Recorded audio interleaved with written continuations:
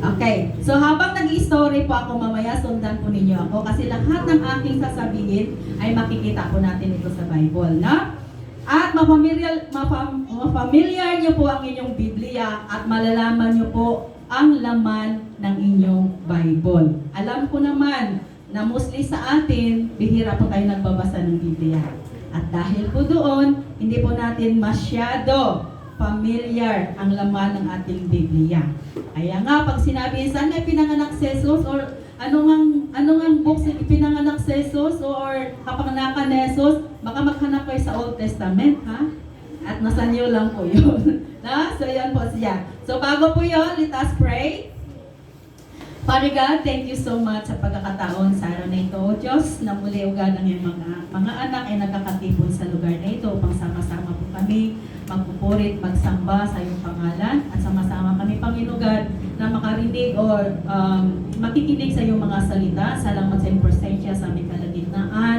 Salamat sa banal na Espiritu na sa magbigay po sa amin ng kapayapaan, magbigay sa amin Panginoon ng kaalaman, karunungan, at ma-absorb po namin at matutunan ng iyong mga salita sa umaga ito. Salamat Lord sa iyong presensya o Diyos na siyang aming makikita, hindi ang bawat mga sarili namin at lalo na sa lahat Panginoon na sa bawat salita o Diyos na aming mapapakinggan, ikaw God ang aming may taas, madakila at tunay o Diyos na makilala pa namin sa aming mga buhay. Salamat po God sa umagang ito. In Jesus' name, Amen and Amen. Okay, so mag-start na ako ng story. Okay. Mga kapatid, alam nyo ba na sa New Testament, mayroon pong 4 na libro po doon. Nang tawag po doon ay the Gospel Book. Alam nyo ba kung saan po natin yan makikita? May gagaling nila. Makikita po natin po yon sa Book of Matthew, Book of Mark, Book of Lucas or Luke, and Book of John. No? Sa mga book na yan, ang first or ang main character po dyan ay si Jesus. No? At dyan din po natin makikita ang kapanganakan ni Jesus. No? Sa 4 na libro na po na yon. At sa libro na po na yon, or sa mga book na po na yon, doon po nagsimula po ang pagkatawag ni Jesus sa kanyang 12 disciples. So, tandaan yan ha. At dyan din po, nagsimula ang ministry ni Jesus. Ang kanyang mga miracles na ginawa. Ang kanyang mga pasambingay. Ano ibig sabihin? Anong pasambingay sa Tagalog? Parables, na mga parables ni Jesus at sa kanyang ministry. Now, dyan din po natin makikita. At dyan din po makikita ang kamatayan, ang pagkamatay ni Jesus at ang kanyang muling pagkabuhay. So, tandaan niyo yan ha, para pag tinatanong po yan, alam na ninyo. Ngunit, may isang libro po dyan, no, na gospel book, kung saan inihayag kung sino si Jesus, ano siya, at layunin sa buhay po niya. No? At yan po ay makikita po natin sa John, no, sa Juan, okay? Ang sabi sa John 1:1, tandaan nyo na ha, para mapamilyar yung Bible nyo. Ang sabi sa John 1:1, sa pasimula ay salita, at ang salita ay sumasa Diyos, ang salita ay Diyos. Di po ba? So, sino tinutukoy na salita po dyan na naging Diyos? Ay si Jesus. At sabi sa verse 14, sundan nyo po ha, sabi sa verse 14, nagkatawang tao ang salita at nananahan sa kalagitan po natin. At yun po ay si Jesu Cristo. At ang sabi sa John 1:12, sabi niya, at ang sinumang tumanggap sa Kanya, kay Jesu Cristo, ay binigyan ng karapatan na magiging anak sa Diyos. Kuha, ano naman nyo? So, dyan din po yun, no? And, pagdating sa John 3, verse 3, verse 5, and verse 7, sabi po doon, si Jesus nagsalita. Anyway, sa Book of John, mostly po dyan nagsalita ay si Jesus. At ang tinutukoy din po dyan ay si Jesus. So kung hindi siya magsalita, siya pa rin ang tinutukoy sa mga versikulo sa Juan. Okay? At ang sabi sa John 3, verse 3, 5, and 6, maliban ang tao ipanganak na muli, ipanganak sa tubig, ipanganak sa Espiritu Santo, hindi siya makakita sa kaharian ng langit, ni hindi po siya makapasok sa kaharian ng langit. Kaya nga, dapat ang lahat ng mga tao kailangan ipanganak na muli. Kailangan maborn again. Amen? Amen. At ang sabi doon sa John 3 verse 36, sabi doon, ang sino man nanampalataya o nagtuo sa anak ay magkakaroon ng buhay na walang hanggan. Ngunit, John 3:36 po yun. Ngunit, ang sino mang hindi mananampalataya, siya po ay hindi magkaroon ng buhay at sabi niya, bagkus manatili po sa kanya ang puot ng Diyos. Amen? No. And, jump po tayo. John 8:32. Ang sabi po doon, pag nalaman mo ang katotohanan ang magpapalaya sa inyo. At ang katotohanan na yon ay si Jesus Cristo. No? So, mapapalaya saan? Mapapalaya po tayo sa anumang nakagapos sa atin upang hindi po tayo makapasok sa kaharian ng Diyos. Makalaya sa kung ano pa man na siyang dahilan na hindi po tayo makapaglingkod sa ating Diyos. Makalaya kung saan na siyang hadlang upang sambahin natin, alagaran ang Diyos na buhay na si Jesus Cristo. Amen? Amen. At diyan po tayo sa John 14. Sabi sa John 14 verse 1 to 4, sundan niya, halika ko tubig. Sa John 14 verse 1 to 4, sabi niya doon, huwag magugulumihanan ang inyong mga puso. Sabi niya, sa aking Ama sa langit, maraming mga silid. At sa ganon, sabi niya doon, tutungo ako upang ipaghahanda ko kayo ng mga silid. At pag napaghanda ko na kayo, babalik ako, or may second coming si Christ babalik ako upang, sabi niya, malalaman ninyo kung saan ako, kung saan ako paroon at malaman niyo ang daan papunta roon. Parang ganon, no? And, sabi niya sa verse 6, ako lamang ang tanging daan, ang buhay, at ang katotohanan. Walang makarating o makapunta sa aking amahan sa langit kung hindi pinaagi sa ako. So, familiar niyo ng John, book John? At, ang sabi niya sa verse, ito hindi ko sa memorize. Sa 14 pa rin po yun.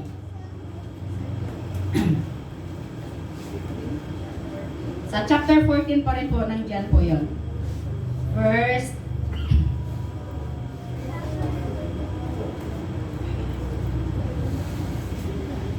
basahin ko po sa inyo. Maganda po to.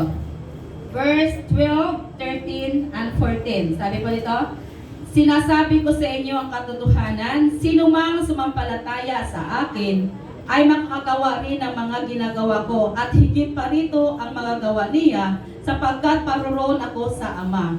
Anuman ang hilingin ninyo sa aking pangalan ay gagawin ko upang maluwalhati ang Ama sa pamagitan ng Anak.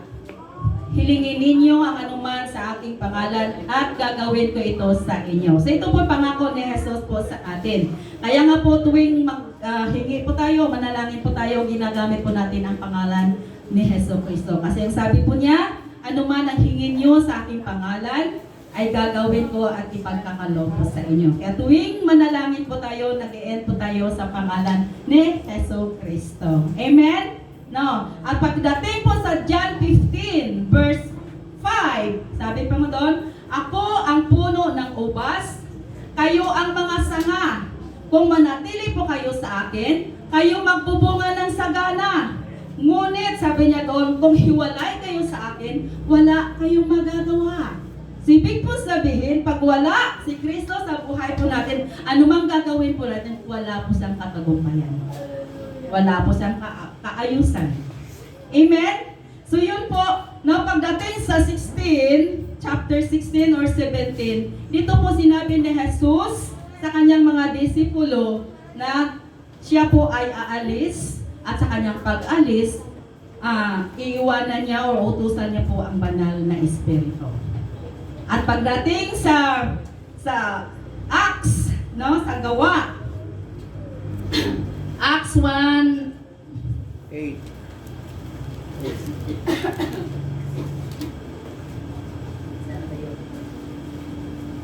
okay, Acts 1:27, si Jesus po umakyat sa langit, na nakita po sa ng kanyang mga disciple. At pagdating sa Acts 2, verse 1 to 4, siguro din po yon. Yung Pentecost, no, araw ng Pentecost, na kung saan doon nagsimula na nag-pour out na ang banal na Espiritu. Kasi nasa langit na si Jesus. No? At sa books of Acts, doon natin makikita po yung pagkilos ng banal na Espiritu. Doon nagsimula po nag-work out ng banal na Espiritu. Doon din po nagsimula na may baptism of the Holy Spirit. Doon din po nagsisimula na ang mga alagad ng Diyos, mga believers ni Jesus Christ, naglilihan po sila ng mga tao at nagbabaptize ng Holy Spirit, at ang lahat na nabaptize po nila ng banal na Espiritu ay nagsasalita sa iba't ibang wika. Dito po nagsimula ang speaking in tongues. Tapo natin, ang speaking in tongues po ay mula sa Diyos. No? So dito po siya nagsimula. No? So ibig po sabihin, ang Matthew, Mark, Luke, and John, si Jesus po ang nag-minister po doon, si Jesus po ang naging character po doon, si Jesus ang tinutukoy po doon, patungkol po ito sa buhay ni Jesus, no, at mga gawa ni Jesus. At pagdating po sa books of Acts, ito po ay pagkilos din ng banal na Espiritu. Ngunit, pagdating sa books of Romans, no, pagdating sa books of Romans, ito na po ngayon ang tawag doon, ang response ng tao sa Diyos. No? Books sa four gospel books, si Kristo po ang lahat gumagawa po dito. Pagdating sa Acts, ang Holy Spirit po ang gumagawa dito. Pagdating sa Romans, ito na po yung pagkakataon na ang mga believers ngayon kay Kristo, sila na ngayon ang kikilos para sa Diyos. Or sila na ngayon, or nakabatay sa kanilang mga buhay, sa kanilang magawa, ang kanilang paglilingkod sa kanilang Diyos. Amen? Nakuha po natin? No? Naintindihan nyo?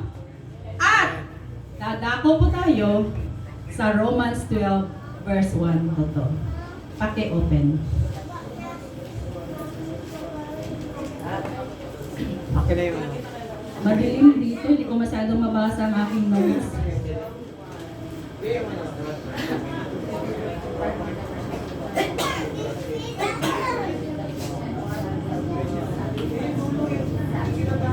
Napamilyar yun na ba yung libro nyo? Napamilyar yun na yung inyong Bible, lalo na ang Book of John? Amen? So nagkaroon na ka ng ideas, di ba? So yun ang story ng buhay ni Kristo sa gospel, sa book of gospel. Okay? Okay, so doon na po tayo sa Romans 12, verse 1 to 2. Pakibasa po.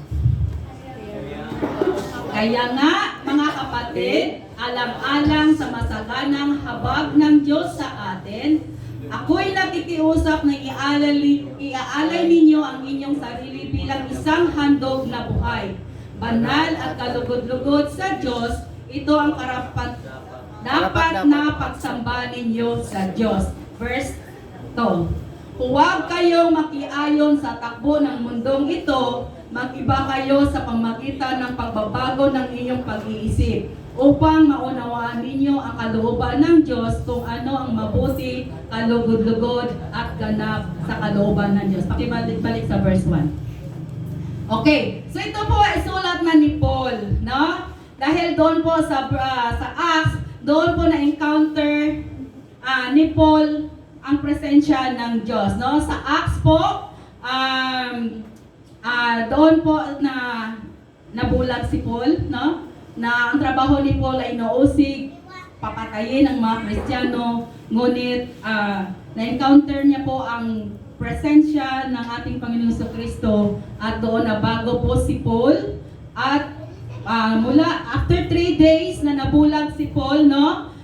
Ginamit siya ng Panginoon at sa Romans si Paul na po ang nagsulat po doon, si Paul na po nagsalita po diyan at ang sabi ni Paul, kaya nga mga kapatid, alang-alang sa masaganang habag ng Diyos sa atin, ako'y nakikiusap na ialay ninyo ang inyong sarili bilang isang handog na buhay, banal at kalugod-lugod sa ating Diyos. So dito po nangungusap na si Paul na ito na yung panahon, ito na yung time na tayong mga anak ng Diyos, tayo po na mga tinubos ng Diyos, tayo po na mga dahilan kung bakit namatay ang ating Panginoong Jesucristo, nag-sacrifice sa cross para po sa atin, ay magkaroon na po tayo ng pag-aalay ng ating buhay sa Kanya. Sa four gospel, no, o sa full gospel na books, no, nakita po natin dito kung paano nag-alay si Kristo ng kanyang buhay. Pagdating sa Acts, kung paano na ibinigay niya or ipinadala niya ang banal na Espiritu, pag i-comfort po tayo, i-lead po tayo, no, gabayan po tayo, at paalaala po sa atin ang mga promise ng ating Panginoon si Kristo na isulat sa four gospel book, no. At pagdating sa Romans po, ito na ngayon yung ating responsibility na kung paano pagsilbihan natin ng Diyos, iaalay natin ang ating buhay bilang buhay na handog sa Diyos, banal at kalugod-lugod para sa Kanya. Dahil sa lahat ng ginawa ng Diyos sa buhay po natin, di ba, nais niya po na may patutunguhan ang mga buhay po natin. Di ba, ang sabi niya, kanina sa John 14, kung naalala niyo po, pupunta ako sa langit, paghanda ko kayo ng mga kwarto, ng mga rooms, at pag napaghanda ko na kayo, babalik ako dito upang sunduin ko kayo, upang malaman nyo kung saan ako paron ay naroon din po kayo. Amen po ba? So pinaghandaan na tayo ni Lord sa langit. Ngunit, di ba? Ang lugar na langit, ang makakapasok lang po doon ay may kabanalan ng pamumuhay. No? Dahil ang langit na kung saan siya po yung teritoryo ng ating Diyos ay banal po siya na lugar. At ang lahat na makapasok po doon ay yung may mga kabanalan sa kanilang buhay. Kaya nga, sabi ni Pablo, sabi niya, nakikiusap ako sa inyo na ihandog niyo yung mga buhay bilang banal na handog sa Diyos. Ibig po sabihin doon, mamuhay po tayo ayon sa kalooban, katanggap-tanggap at kalugod-lugod sa Diyos. No? Sa verse 2, ang sabi po doon, huwag kayong makisang-ayon sa takbo ng sanlibutan. Ibig po sabihin nais ng Lord na may iba po tayo sa takbo ng sanlibutan na ito. No? At sabi niya doon, magbabago na kayo ng iyong pag-iisip. Hindi pag-iisip ng mundong ito, kundi pag-iisip na naayon sa nais ng Diyos sa buhay po natin. Kasi sabi nga doon, ang mundong ito, bat-bat na po ng kasalanan. Kaya dapat hindi na tayo makipagsa-ayon po dito. Bagkus, sabi niya, alamin niyo kung anong kalooban ng Diyos, na kalugod-lugod at ganap na kalooban sa kanyang harapan. Amen? Next. Amen. So sa Romans 12, sabi ni Paulo, do not conform, but be transformed. Why? Sabi niya doon, we must realize that the present world system is evil and under Satan's rule. Hindi ko po na-mention sa inyo, na ang mundong ito, doon din mababasa natin sa gospel po, pag-aari po ito ni Satanas. Doon din natin mababasa po, sabi po doon, sa Lucas po natin mababasa, in-offer po ni Satanas ang mundong ito kay Jesus Christ. Hindi niya po ito may i-offer kay Jesus kung hindi po siya ang nagmamay-ari ng mundong ito. So, ibig po sabihin, ang mundong ito, hindi po ito para sa mga anak sa Diyos. Amen. No, hindi po ito para sa anak sa Diyos, kundi para po ito sa mga tao na walang Panginoon. Pero ang tanong, bakit tayo nandito? Dahil pansamantala lang po tayo dito, no? Pero mayroong inihanda ang Diyos kung saan tayo nararapat. Amen. Amen? At dahil po doon, nais ng Diyos, no, sa pamagitan ni Pablo, ni-remind po tayo na ayusin po natin ang ating buhay. Kasi sabi niya doon, in this world, sabi niya, we must realize that the present world system is evil and under Satan rule. Alam niyo ba, no, sa mundong ito, lahat ay instant. Hindi lang noodles ang instant. Di ba? Lahat ng bagay instant na ngayon. halimbawa may kausap ka ngayon ha, tapos nung nag-say goodbye na kayo, nipayakap-yakap pa kayo, no? Tapos may babay-babay pa. Wala pa na 5 minutes, ikaw na ngayon ang laman ng social media. Diba instant?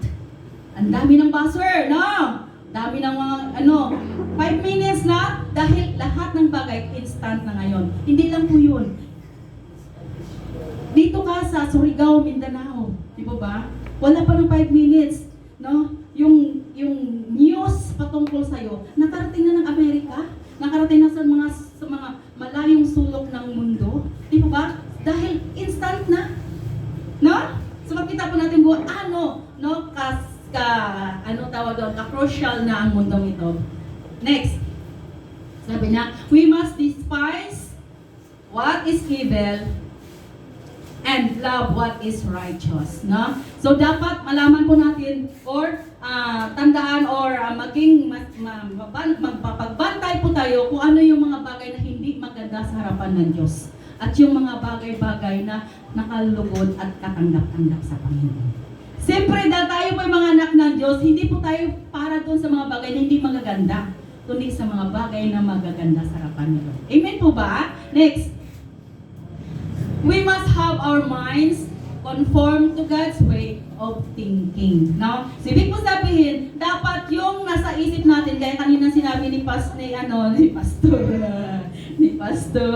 Archel, no? Sabi ni Kuya Archel kanina, ibaba na, kailangan mahalin na natin ating mga neighbors, ano man kanilang maginagawa sa inyo, mas panatili natin ang pag-ibig. No? So po dito po, doon, sabi na, we must have our minds conform to God's way of thinking. Na hindi po yung mga kasamaan, hindi po yung kung paano ka makapag-revenge, hindi po yung kung paano ka umangat ng sa Kanya, di ba? Kung paano na yayaman ka, hindi ganun. Kundi kung paano natin mabigyan ng kaluguran ng Panginoon, kung paano po natin mapaglingkuran ng Panginoon, kung paano na mapasaya po natin ang puso ng Panginoon sa buhay po natin. Yun po ang nice nila para sa atin.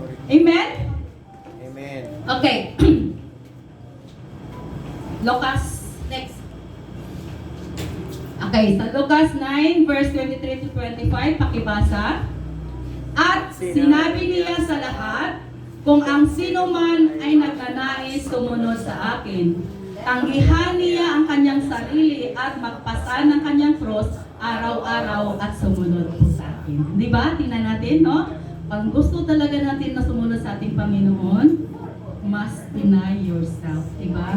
At gawin, kung ano yung kalooban ni Lord, sabi nga nila, ang hirap daw gawin ang kalooban ni Lord. Mga kapatid, kung mahal mo si Lord, hindi mahirap sundin ang kanyang kalooban. Verse 24, sapagkat ang sinumang nagnanais na iligtas ang kanyang buhay, ay mawawalan nito. Subalit, sinumang mawawalan ng kanyang buhay dahil sa akin, ay maililigtas niya ito. Diba? Minsan sigurista po tayo, no? Pero sa Panginoon, pag siya nabigyan natin ng kaluguran, pag siya po ang siyang naitaas sa buhay po natin, anumang mga sitwasyon mayroon po tayo, hindi po tayo pababayaan ng ating Panginoon. Verse 25. Sapagkat ano ang mapakinabangan ng tao kung makamit niya ang buong sanlibutan, ngunit mawawala o mapapahamak naman ang kanyang sarili. Totoo, di ba ba?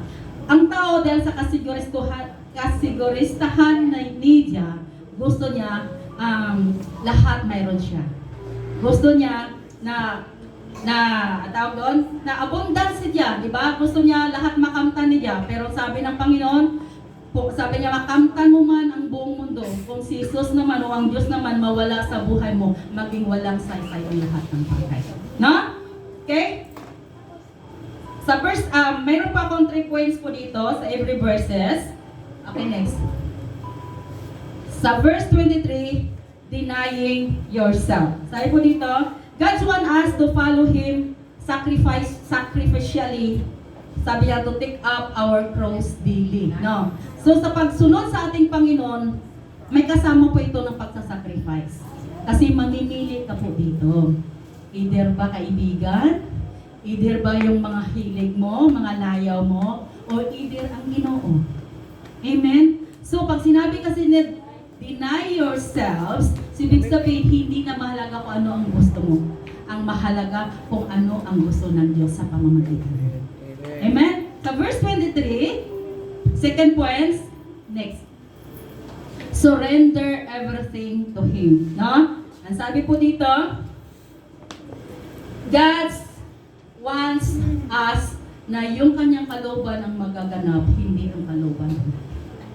That's why we need to surrender everything kay Lord. Lord, kalooban mo ba ba tayo? Hindi. Kung hindi mo ito kalooban, hindi ko siya itutuloy. Hindi ko siya gagawin. No? Mas piliin ko kung ano yung will mo, hindi yung aking will. Kaya titingnan po natin yung ating mga ginagawa araw-araw. Kalooban ba ni Lord or hindi? At pag once na hindi si Lord ang nabigyan ng kaluguran sa buhay po natin o sa gagawin po natin, ibig po sabihin, hindi niya po yun kalooban. Next. Next. Angela, next. Make Him as our first priority.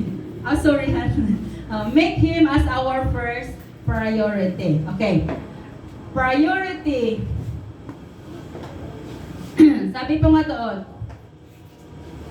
pag ang Diyos po ang priority sa buhay po natin, siya lagi ang nasusunod, hindi po kayo. Na? At ang title ng aking message ngayong umaga ay Know Your Priority.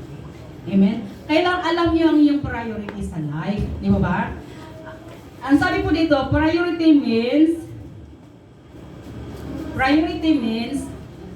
a condition of being given attention before others.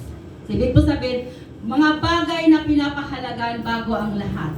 Na? So, pag sinabi kasi pahalagahan, ibig sabihin important, di po ba? Na? So, may pagkakaiba po ang importance sa priority. Na? Example. Example ako dyan, di ba? Example. Next. What is our priority in life? Our health. Di ba ba? No. Bago po pala yan. Example, wala pa nakalagay po dyan. Example. Money is very important. Di ba? Pero, family is most priority. Na?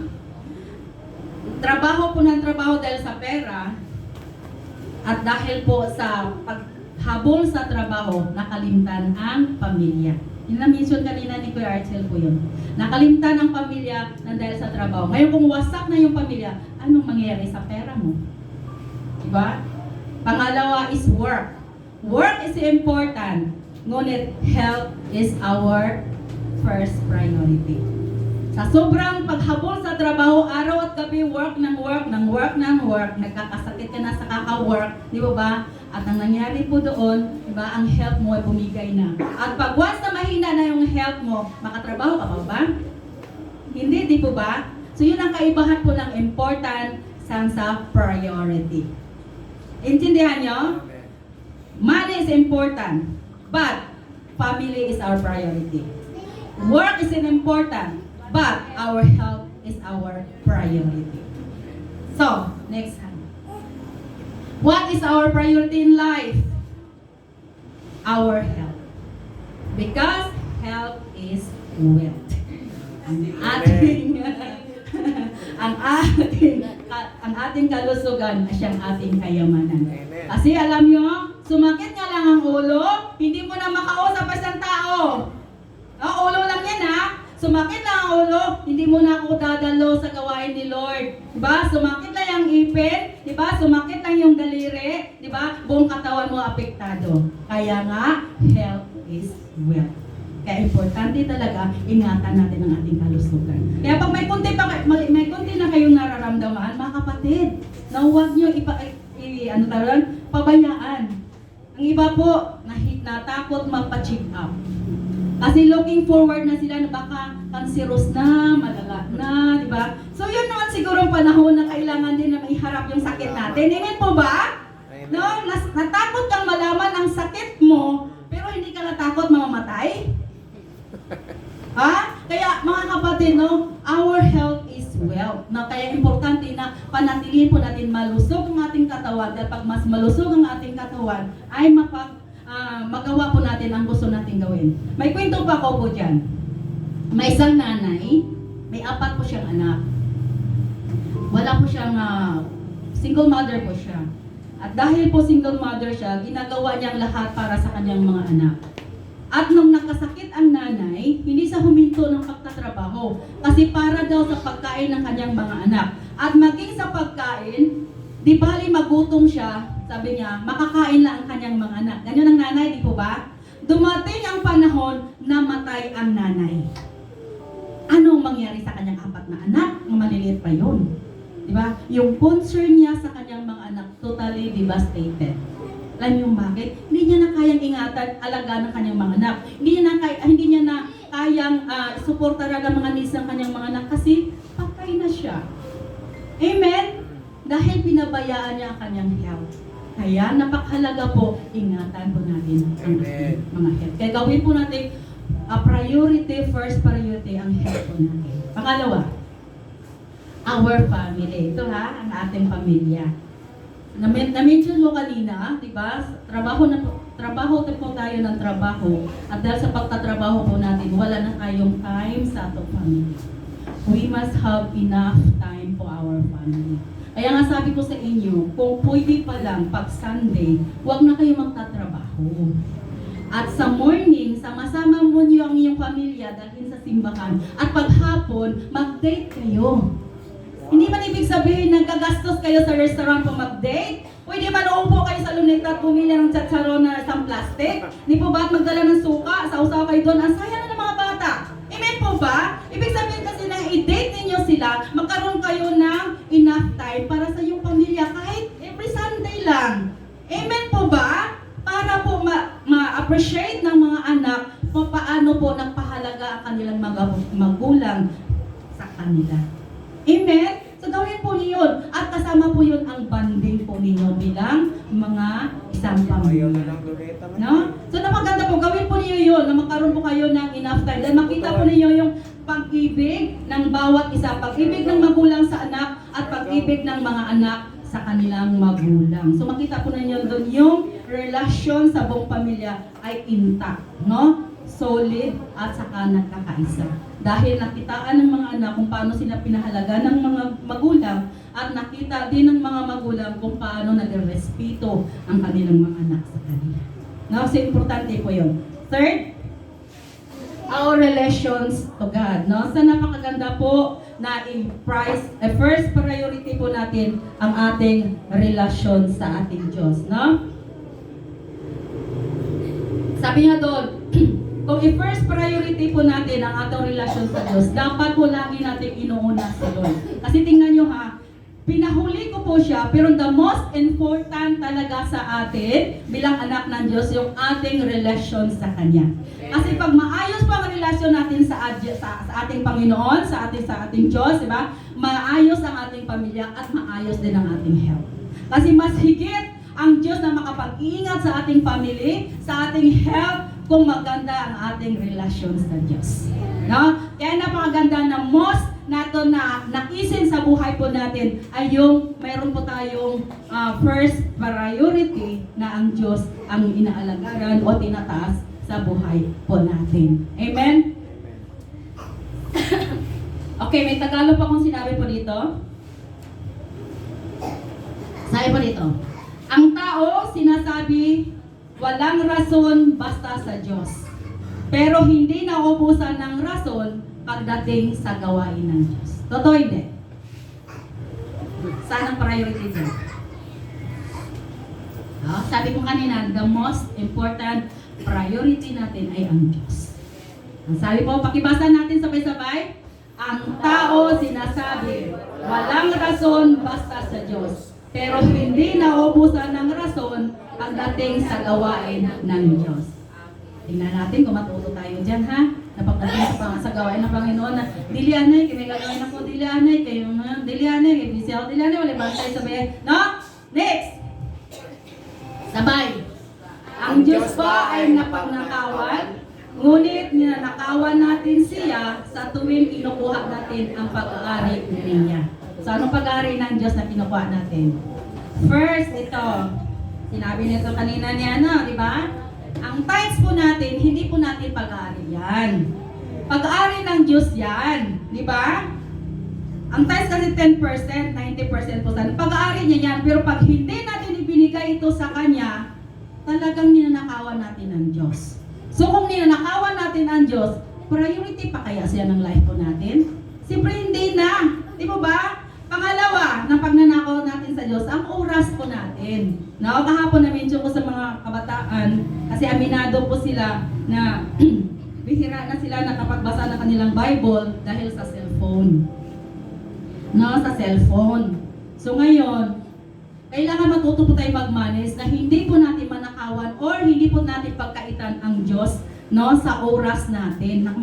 Magkakaroon din tayo ng time na magbasa ng kanyang salita. Kahit 1 hour lang. 1 hour lang sa isang araw. Or sa morning pagising mo, kahit 30 minutes lang. Or 15 minutes lang, bargain na yan. Di ba ba? Basta mayroon kang daily time na dedicated sa iyong Diyos araw-araw. Hello? Di ba? Binigyan mo kayo ng 24 hours. Sabi ni Lord sa atin, ilang oras ang iyong itinaga sa akin? No? Ato, lahat ng 24? Di po ba? So sa 24 na yon, anong kinabisihan mo doon? Cellphone lang. Cellphone lang pala, di po ba? Next! Sabi doon, makibasa? Lagi natin sinasabi. Sinasabi na mahal natin ang Diyos at susunod tayo sa Kanya. Ngunit, si Juan de la Cruz lang pala, o mga kaibigan, ang katapat lang ng Diyos. Na mas mahalaga kaysa kanya. So to hindi. So, Juan de la Cruz. Si Tarpulano nilagay ko dyan. Sabi ni Pastor, Juan de la Cruz na lang natin. Sabi ko, baka meron tayong Juan de la Cruz na ibig sabihin na si Juan de la Cruz o si Tarpulano, pagdating sa gawain ng Panginoon, pag may isang tao na gusto makipag-meet sa inyo or makipagbanding sa inyo, kagad-agad na sugod. Pagdating sa Panginoon, di bali empty ang gawain ng Panginoon, basta masaya ako. Hello? Diba? Sa priority doon. Diba? Or ano man mga kadahilanan. Basta ganun para sa Panginoon, dapat wala po tayong dahilan.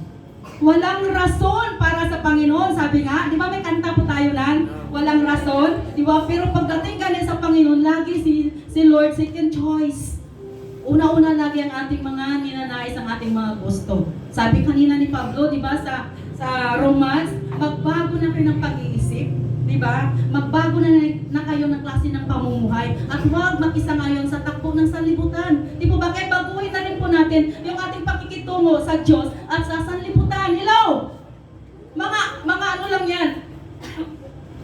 Mga ginagamit lang po ng kaaway upang po na kukunin yung ating panahon, yung ating attention, no? Na may layo po tayo sa Diyos. Amen? Pero hindi po yun ang kalooban ni Lord. Hindi po yun ang gusto ni Lord. Kasi the more po tayo na lumalayo sa Diyos, the more po na nawalan po tayo ng gana kay Lord. Tandaan nyo ha, ang tao na pala absent sa gawain ng Panginoon, hindi tatagal, wala na siya sa gawain ng Panginoon. Totoo hindi? At pag matagal na siyang hindi nagsisimba, no? Ano ang pinakarason niya pag ini-invite mo ulit? Nahiya na ako. Oh, nahiya na ako magsimba. So sino ngayon ang dahilan kung bakit siya nahiya? Di ba? Si Satanas. Gawain ni Satanas yun upang, no, yung hiya na po yun. Hindi kay Jesus yung hiya na po yun eh. Kay Satanas po yun. Upang na magtagumpay si Satanas na hindi ka na pupunta sa iyong simbahan. Kasi mostly po ganun eh. Pag may mga matagal na tapos ma-meet ko siya or ma-invite ko siya or ano ko siya, i-message ko siya, ang sagot sa akin, nahiya na kasi ako magsimba kasi ang tagal-tagal ko na hindi nakasimba. Diba? Mostly po yun, ha? Mostly po yun sa mga hindi na nagsisimba. Ang dahilan kung bakit hindi na sila nakakasimba, gustuin man daw nila, pero nahiya sila. Kaya sino sila nahiya? Kay Lord? Diba hindi sila nahiya na mapunta sila na impyerno? Diba? Kaya po, huwag po natin hayaan yung mga hiya-hiya na po yun. Siya po yung mamagitan po sa nais ng Lord sa buhay po natin. Kaya napakaganda, ibalik po natin sa ating pusat isipan na dapat i-priority natin lagi ang pagtungkol sa Diyos. Amen?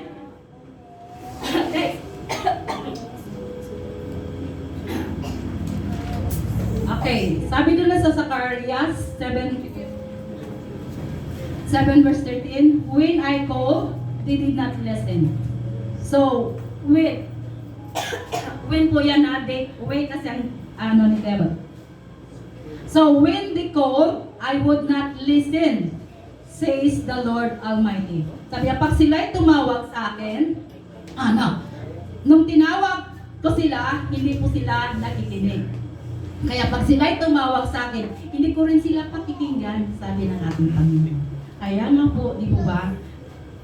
Kahit po sa pagtawag sa Panginoon, pag-pray sa Panginoon, pag alam natin hindi magandang relasyon natin sa Kanya, di ba? Guilty po tayo. Hindi tayo makapaglapit, makapaghingi, makatawag sa ating Panginoon.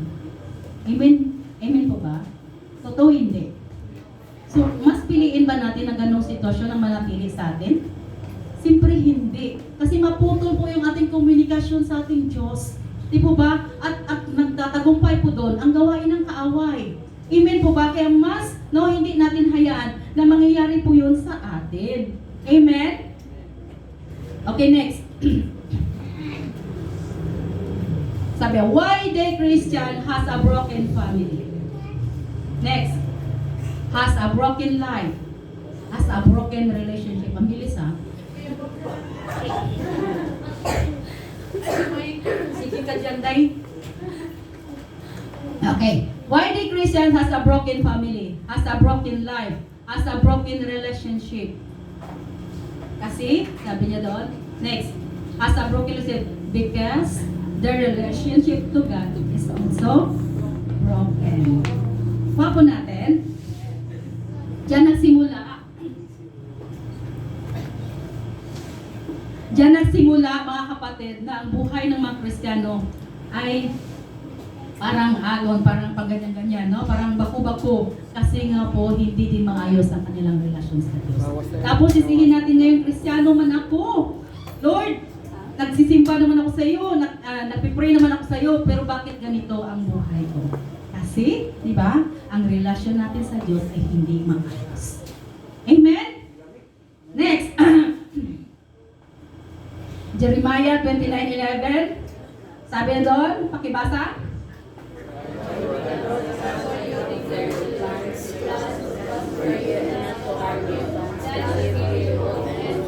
Okay, so mabasa po natin dito, si Lord mismo nagsabi po dito, for I know the plans I have for you, declares the Lord. So dineclare talaga nito ni Lord, hindi niya lang sinabi. At pag si Lord ang nag-declare, no? Sabi nga doon, pag ang presidente gani mag-declare, sabi niya doon, nagkaroon po siya ng kapangyarihan. How much kung si Lord ang mag-declare? So maganda po ang plano ni Lord sa bawat isa po sa atin. Ang tanong, ikaw din ba maganda din ang plano mo sa buhay mo? Diba? Kung alam mo maganda ang plano mo para sa buhay mo, sa pamilya mo, napakaganda isama mo ang Panginoon. No? For I know the plans I have for you, declares the Lord, plans to prosper you and not to harm you. Plans to give you hope and future. No? Plans to prosper you and not to harm you. Plans to give you hope and good future. So sa simula pa lang, yun ang pinakaplano ng Diyos sa buhay ko natin. Pero mag-question po natin, bakit ganito ang buhay ko, Lord? Bakit ganito po ang sitwasyon ko, Lord? Bakit ganito ngayon ako, Lord? Diba? Bakit di ko rin tanong yan ang relasyon mo kay Lord? Naging priority ba siya sa life mo? Nabigyan ba siya ng kaluguran sa buhay mo? Namuhay ka ba ayon sa kalooban niya? Diba? So back po tayo sa ating Panginoon Jesus. Amen? So next. Hebrews 10:23. Sabi niya, let us hold fast confession of our confessions of our hope without wavering. For he who promised is faithful. No? Balik po tayo sa Panginoon. Let us hold fast sa confession po sa ating pananampalataya sa ating Diyos. No? Na hindi nagwiwibering. Hindi na oo ngayon, bukas hindi na. Di ba ba? Okay ngayon, bukas hindi na. Di ba? Dahil ang Diyos natin pinaglilingkuran, Diyos na totoo, Diyos na faithful, Diyos na may kakayahan gumawa sa lahat ng bagay para po sa atin. At Diyos na walang imposible sa Kanya. Lahat ng bagay, kaya niya pong gawin para po sa atin. Amen? Okay. Okay. Sabi na, give your best to the Lord. Amen? Ibigay na natin ang ating best para kay Lord. Next. Give Him first place in your heart. Sino first place sa heart po natin? Si Lord pa ba kaya ngayon? Si Lord. Baka mga suliranin natin, baka mga problema mayroon dyan. Baka si Tarpulano na o si Juan de la Cruz ang naging laman ng heart natin. Diba? Dapat, sabi niya doon, bigyan natin ng first place si Lord. Pag si Lord po ang first place sa heart po natin, lahat ng ginagawa po natin ay para kay Lord. Amen. At si Lord po ang pinataas sa mga gagawin po natin. Next. Give Him first place in your service. No? Pag sinabing service, mga gawain po natin. Siyempre, priority ko si Lord. Amen po ba? No? So, ibig sabihin, pagdating kay Lord, hindi tayo mag-reason out. No? At nandoon tayo kaagad. Hindi nyo ba alam, may isa pa akong paboritong verse sa Bible or paboritong book sa Bible or parts ng book sa Bible, no? Patungkol po ito sa